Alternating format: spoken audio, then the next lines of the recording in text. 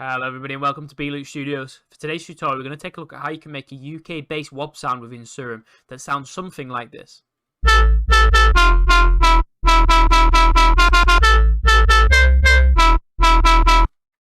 So to start with, the common thing that's used in bass sounds within these genres is the wob sound, and this uses LFO manipulation. So to do that, we're going to apply an LFO. So first we need to actually draw out the LFO into the shape that we want. And I'm going to do that now. So this is a common shape. Again, this is all personal preference. You can find something that works for you. But for now, we're going to create just a nice little smooth one that rolls off slightly with the decay and the release. And the next thing we're going to do is, you see the mode down here. We're going to turn it on to envelope mode. You can turn it on to trigger or envelope, which allows the LFO to be used in a specific way. But for now, we'll use the envelope tool. Then, it's still not going to sound as in the wob sound. So I'll play this now with just a melody that I created. So to apply the LFO to the oscillators, what we're going to do is we're going to use Oscillator A for the time being. And this level knob controls the volume of Oscillator A. So what we want to do is we want to turn it off to 0% and then apply the LFO to it. So to do that, hold left click and drag it onto the level. So then our blue circle will appear above it and you'll see that it's been applied to 1. So we can play this now and it will use the LFO within the Oscillator A. Next, what we're going to do is we're going to apply it to Oscillator B. So again, we're going to turn on Oscillator B, turn down the level, and apply the LFO to it. So now we are using a dual oscillator channel that's been routed into the LFO. So now you can see that it's being used twice. Then what we're going to do is we're going to turn Oscillator B off for the time being, as we're going to primarily work on Oscillator A for the time being. So what we want to do is we're going to turn it up 1 octave. So it's going to be 1 octave higher than the melody being played through the piano roll.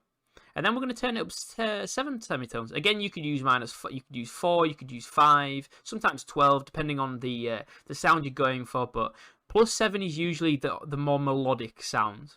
So we can play this now and you'll hear the difference. So if I turn off the semitones, so you can see it's making more of a melodic difference. And then we're going to turn Oscillator B back on.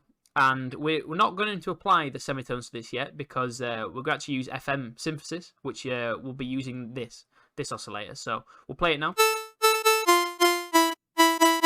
So you can hear the semitones are really making a difference when both of them are being applied together. So without, and then with. And then the next thing we're going to do is we're going to actually apply a sub. So we want to use the LFO for it again, because without it, you will hear the sub playing without the LFO. So we're going to turn the octaves down. We're going to turn it down 3 octaves. And then we're going to hold left click again and turn it onto the level. But we need to turn the level down. And then using the blue circle, you can drag the oscillator level up. And we're going to turn it to about 50%. So now you can hear the sub being used with the LFO. We're going to change the wavetable shape to a sub shape. And the next thing we're going to do is we're going to apply different wavetables. This is, the common standing of how you change the overall sound of a bass sound. So we're going to look for a nice one. We're going to use analog to start with. We're going to turn the wavetable position up. This basically just changes the overall sound and how the wavetable is used. And again, we'll use Oscillator B on the same tactic. We're going to change the oscillator, the wavetable.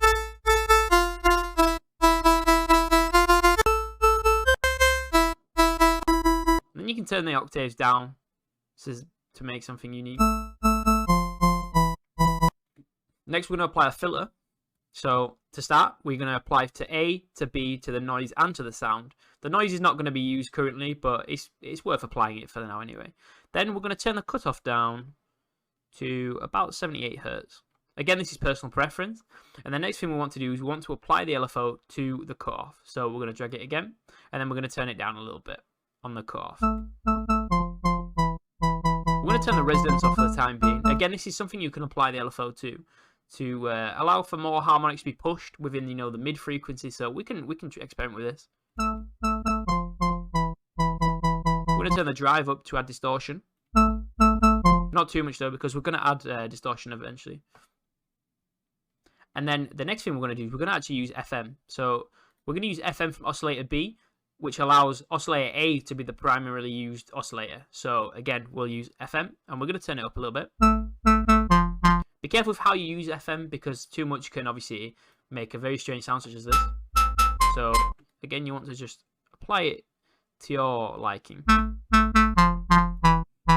So we're getting there. And then the next thing we're going to do is we're going to look at the FX tool. And to start with, we're going to use hyper/dimension. This allows a sound that is more mono to become more stereo and wide. So an example would be to lower the mix, because we don't want it to be applied too much that it starts to sound too wide.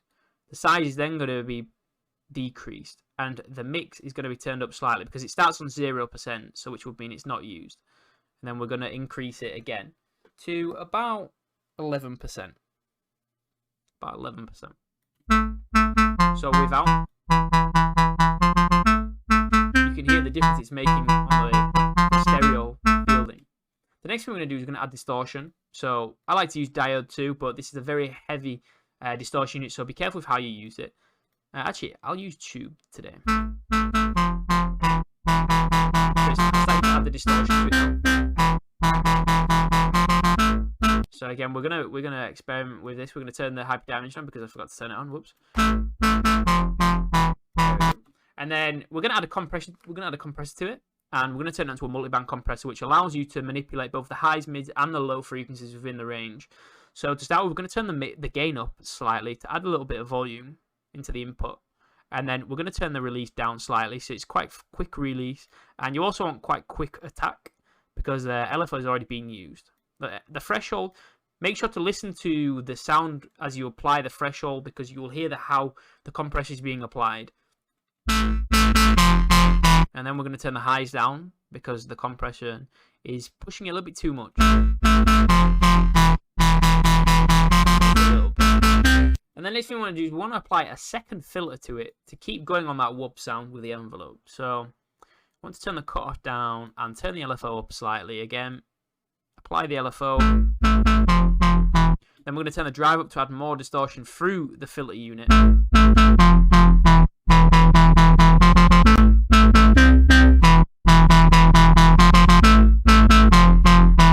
then the next thing we're going to do is, so this is the the default understanding of how to make that bass sound, but then you can experiment by using different wavetables, for example. So we can go ahead and experiment with some of these. You could turn the the octaves up, and then you can experiment with the LFO. You could make it wider. You could make it into more of a bass fill sound by turning the rate to a half instead of a quarter. You see, and then you could, by double clicking, you can apply points to the LFO, which allows you to have more free usage on how you draw them. So this is basically how to create that commonly heard bass sound within UK bass and drum and bass. I hope you enjoyed this tutorial, and I hope you find it helpful. If you have any suggestions, please leave them below, and like and subscribe. Thank you.